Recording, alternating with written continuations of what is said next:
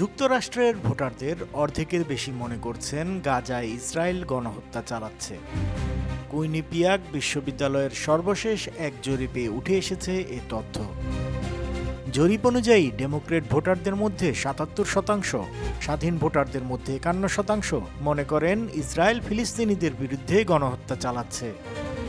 অন্যদিকে রিপাবলিকান ভোটারদের বড় অংশ অর্থাৎ প্রায় ৬৪% এমন অভিযোগ মানতে রাজি নন।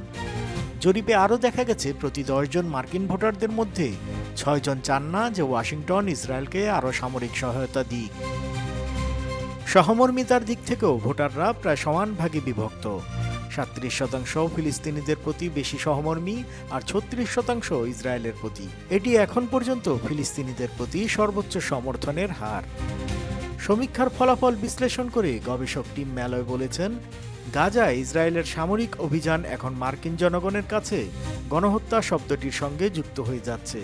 ফলে ইসরায়েলের প্রতি সহানুভূতি কমছে আর ফিলিস্তিনিদের প্রতি সমর্থন দ্রুত বাড়ছে। মানবাধিকার সংস্থা অ্যামনেস্টি ইন্টারন্যাশনাল ও হিউম্যান রাইটস ওয়াচও দীর্ঘদিন ধরে অভিযোগ করে আসছে, গাজায় ইসরায়েল যুদ্ধাপরাধ ও গণহত্যা চালাচ্ছে। তবে ইসরায়েল সরকার সব অভিযোগ অস্বীকার করেছে। এরই মধ্যে আন্তর্জাতিক বিচার আদালত রায় দিয়েছে, দক্ষিণ আফ্রিকা ইসরায়েলের বিরুদ্ধে গণহত্যার মামলা চালাতে পারে।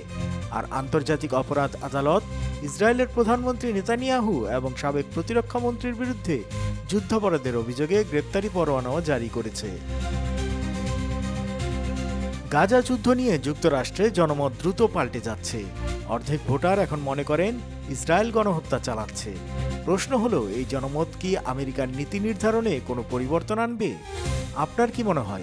মতামত জানাতে পারেন কমেন্টে। আন্তর্জাতিক অঙ্গনের সব তথ্য জানতে সাবস্ক্রাইব করুন বাংলা ফ্লো-এর ইউটিউব চ্যানেল। একই সঙ্গে যুক্ত থাকুন বাংলা ফ্লো-এর ফেসবুক, ইনস্টাগ্রাম ও টিকটকেও।